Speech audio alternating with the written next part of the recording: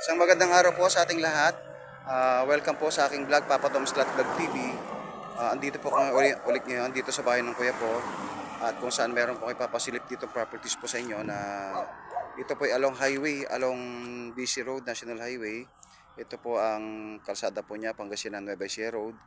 So ito po yung properties po natin. Ayan, ito po nakikita mo yung properties natin na yan. Nakabakod na po buong paligid niya ng hollow blocks, and then natabunan na rin po siya at meron na rin po siyang gate. Ito po, ito along highway po siya at ang frontage po siguro niya mga madam mga sir ay mga nasa 40 meters po at hanggang doon po sa likod. Ayan, napaka-perfect po ito, residential, commercial, rest house, farm, pwede rin po, truck scale, bodega, supermarket po pwede rin po, groceries po pwede rin po siya. Ayan, along National Road at kumpleto na po rito along National Road. Siyempre kumpleto na po rito, lahat po kumpleto na rito, telepono, linya ng tubig, kuryente, ayan po.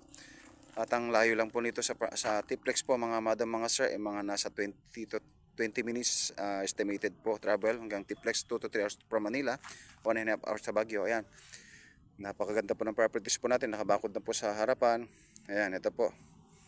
At mayroon po pa po siyang katabing gas station. Ayan, ito po. Makita nyo po yung mga nagdadaan po mga tricycle, mga sasakyan. Ito po. So, yan. At ang sukat po nito mga madam, mga sir, ay mga nasa 2,000 square meter po siya.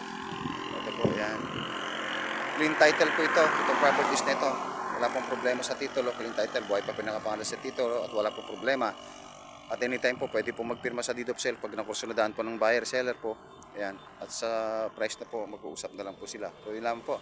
Kung interesado po rito sa properties na aking binibideo, na binibenta, ay paki-like and share and follow na rin po. At paki-click po yung notification bell para updated po kayo sa lahat ng videos na aking upload sa aking YouTube channel. So, yun po. Maraming salamat po and God bless po sa ating lahat. Ayan po.